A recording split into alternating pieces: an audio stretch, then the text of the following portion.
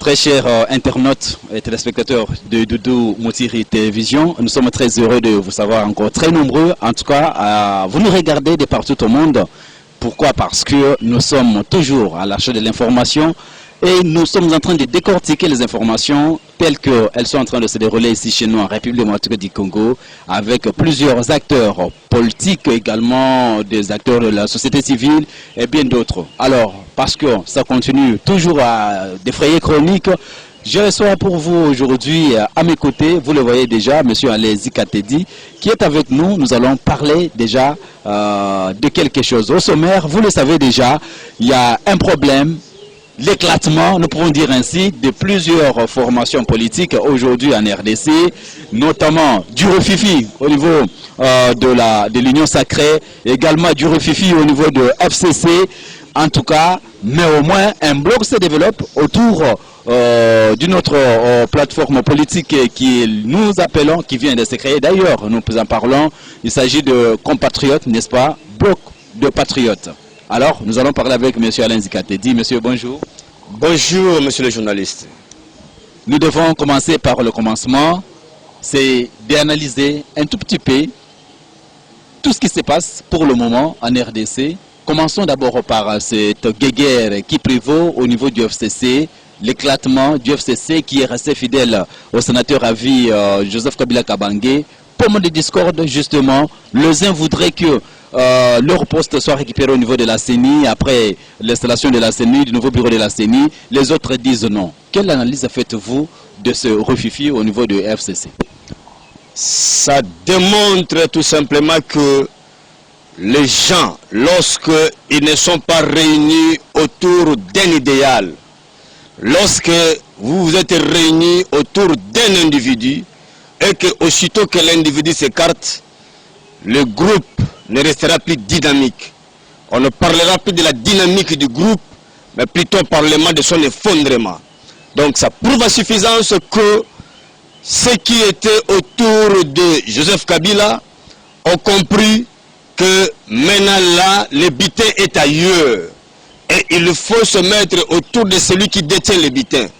Pour eux, le butin n'est plus Joseph Kabila, mais plutôt quelqu'un d'autre. C'est ainsi que vous voyez tout ce qui se passe là. Donc ça prouve à suffisance que nos ennemis, nos amis du FCC n'étaient pas autour d'un idéal.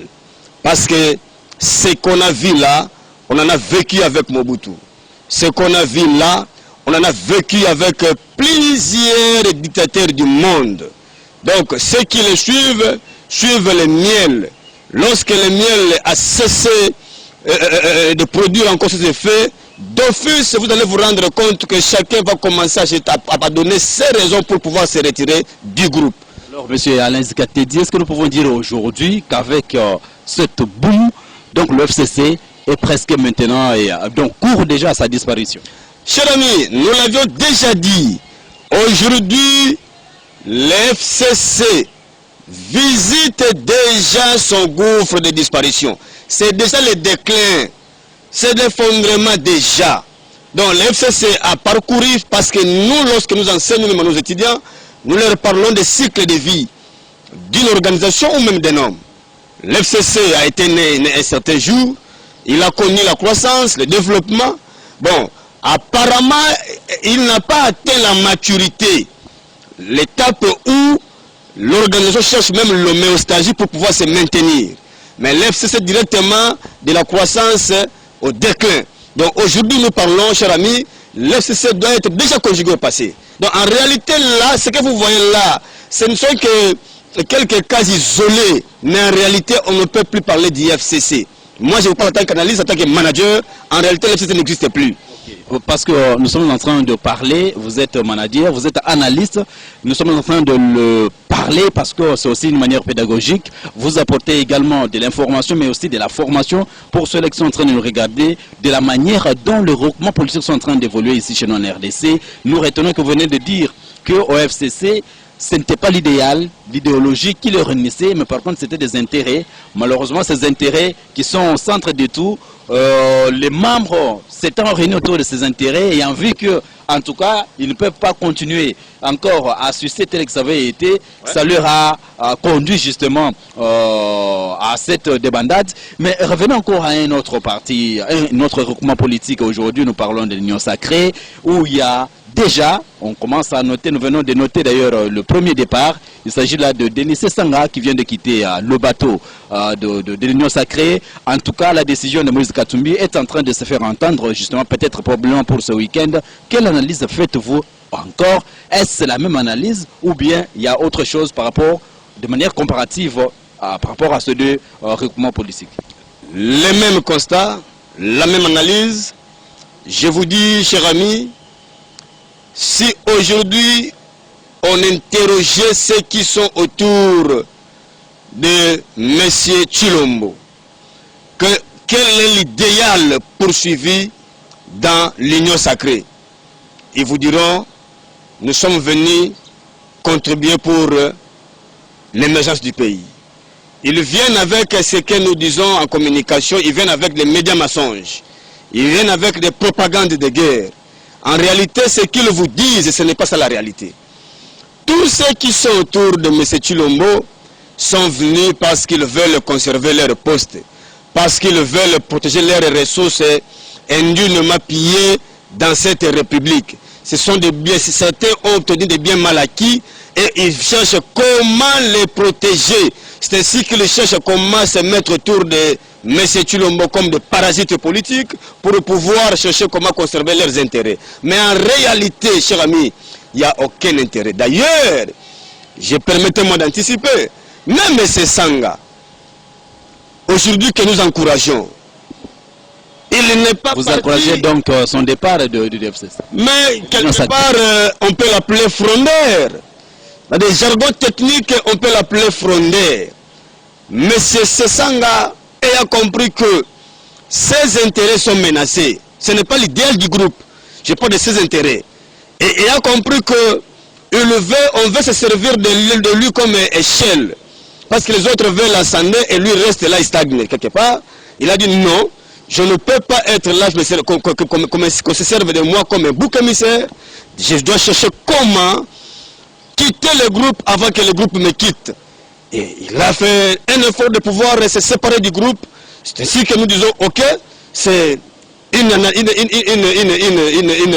une décision assez louable qui est optimale, mais ce qui lui a fait partir de ce groupe, c'est ses intérêts. Alors, quelles leçons pour nous tirer pour ce deux regroupements politiques? D'ailleurs, qui gère le pays au quotidien, nous pouvons le dire ainsi. Chers amis, la question est si simple, elle est même suggérante. Je vous dirais que les conseils qu'on peut dire aux autres, vous savez, aujourd'hui, nous avons des exemples. Aujourd'hui, vous avez un parti en Afrique du Sud, le parti de Nelson Mandela. ANC, vous le connaissez très bien. Mandela est parti. Mais vous vous rendez compte qu'aujourd'hui, malgré son départ, ceux qui viennent derrière lui pérennisent la vision. C'est ça, ils ont un idéal pour la République.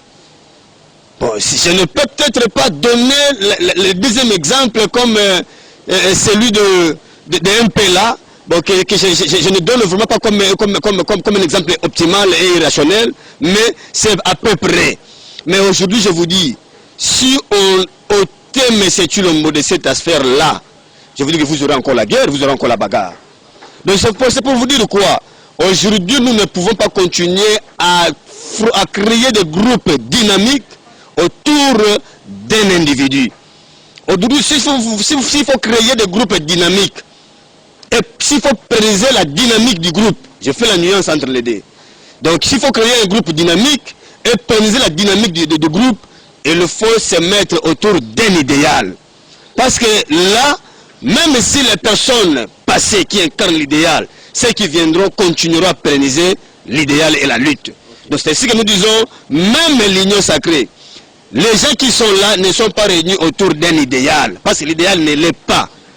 Ils sont réunis autour d'un individu, autour des intérêts mesquins, autour des intérêts tendant à nuire au peuple congolais. C'est ainsi que vous le voyez, se mettre autour d'une table. Mais Le jour où l'idéal prendra l'ascension sur l'individu, c'est là où on parlera d'un groupe dynamique, d'un groupe qui peut-être résistera et continuera à exister même après les précurseurs ou les prédécesseurs. D'accord, monsieur Alain Zikatene, nous sommes venus là de parler justement par rapport à tout ce qu'il y a comme mouvement négatif d'ailleurs, hein, qui est en train de battre record SNRDC par rapport à la mise en place du nouveau bureau de la CENI. Désolé, plusieurs personnes sont en train d'interpréter selon. En tout cas, chacun tire le rideau selon son bord. Et peut-être deuxième sujet, c'est juste nous parler un peu de ce bloc de patriotique, n'est-ce pas, qui est en train de se former autour de Martin Fayulu, dont la marche est prévue pour samedi 6, avec les mêmes acteurs. Comment êtes-vous en train de vous préparer, parce que je signale que vous faites partie de la MOUCA qui est d'ailleurs, je dirais, la machine maîtresse justement par rapport à cette marche du 6. Non, il y a une nuance à faire, c'est un cher journaliste. La machine maîtresse aujourd'hui, la machine phare, c'est Milapro et CalCC. Donc, ce sont les laïcs. Donc, vous voulez dire que la MOUCA vient en appui? La MOUCA, c'est comme toute autre structure, vient en appui.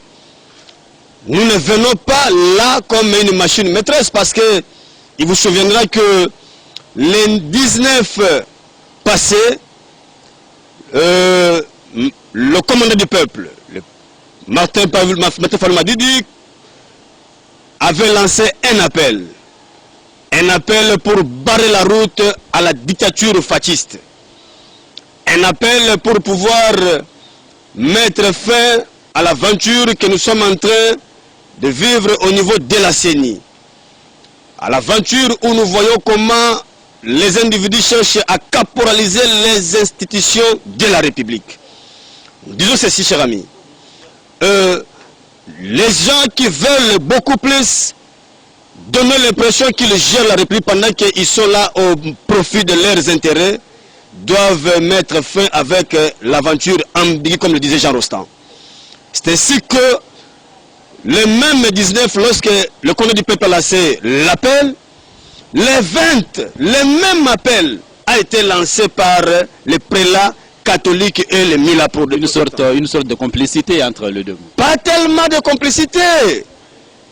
Là, nous avons ce qu'on a appelé à l'école primaire les dénominateurs communs.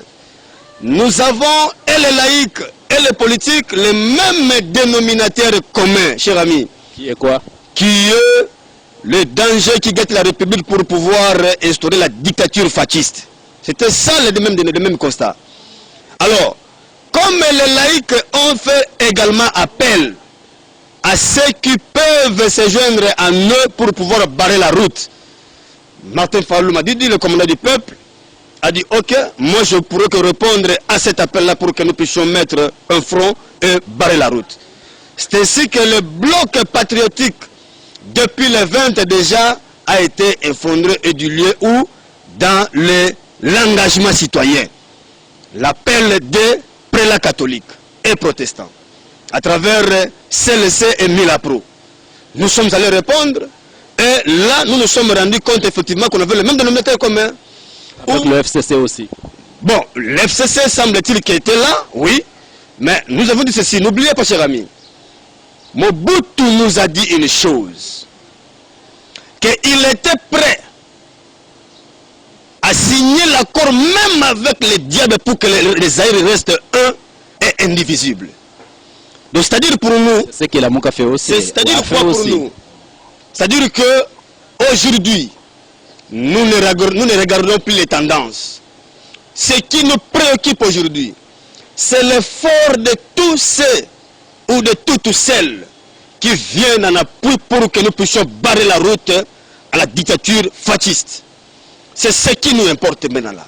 Ce n'est pas l'histoire de dire FCC, ce n'est pas l'histoire de dire c'est pas moi qui, mais tout Congolais conscient de cette aventure que nous impose M. Tshilombo, s'il vient emboîter le pas à cette initiative de barrer la route à cette dictature, de barrer la route à la politisation de la CENI, toute personne là sera la bienvenue.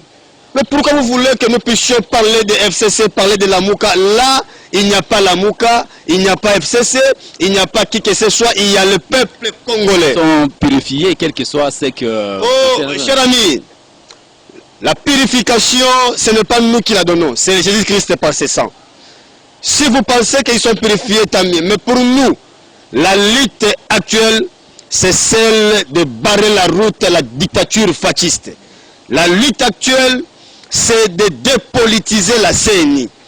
C'est là où nous sommes au point bas. Dès qu'on arrivera à dépolitiser la CNI, dès qu'on arrivera à barrer la dictature, à la route à la dictature fasciste, nous allons immédiatement rentrer dans nos états-majors et préparer les élections telles que prévues. Justement, alors, monsieur Alex Zikatendi, justement, pour terminer cette interview, vous, en tant que nationaliste, nous venons de l'apprendre depuis 5 heures du matin, 4 heures d'ailleurs, la ville de Bukavu a été attaquée par des inconnus, les rebelles inconnus jusque-là, et des tirs à l'arme lourde ont été entendus. En tant que nationaliste, que vous fait encore cette énième incursion au niveau de l'Est du pays? Ça nous fait très mal cette incursion, chers journalistes. Lorsque nous l'avions entendu, lorsque nous l'avions appris, on a eu des larmes aux yeux. Oh, le pays de Mobutu. Qui pouvait nous mettre à genoux comme ça pendant qu'on était avec Mobutu, cher ami? Qui? C'est là où nous disons qu'il est temps de nous prendre en charge. Vous avez vu, j'ai des images.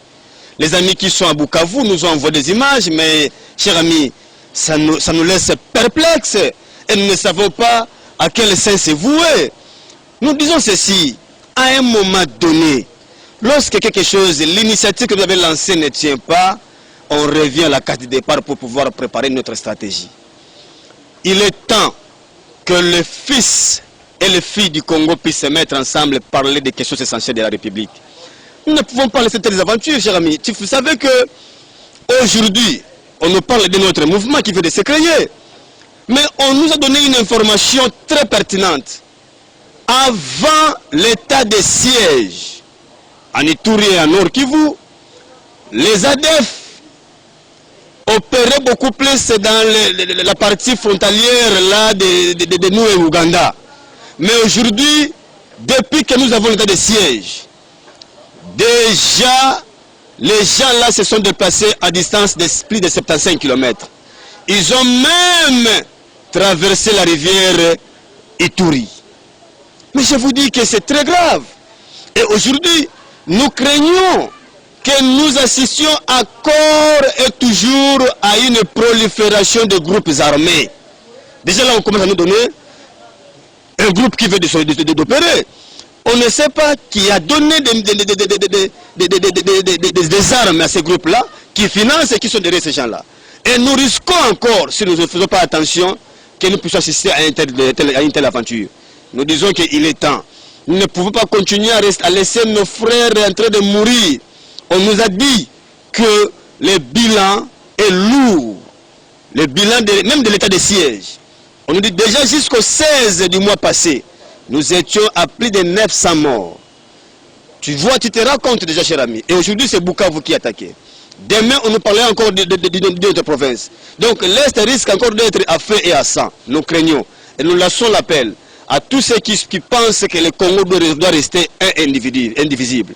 Qu'ils se joignent à nous pour que nous puissions continuer à barrer la route. Parce qu'on ne peut pas continuer comme ça. Nous risquons de perdre l'Est du pays si nous ne faisons pas attention. Merci beaucoup, mesdames et messieurs. Merci de votre attention soutenue que vous ne cessez de nous accorder à travers cette télévision Doudou Moutiri TV. Nous vous disons merci d'avoir été de nôtres et nous allons vous retrouver au prochain numéro avec d'autres sujets d'actualité. Au revoir.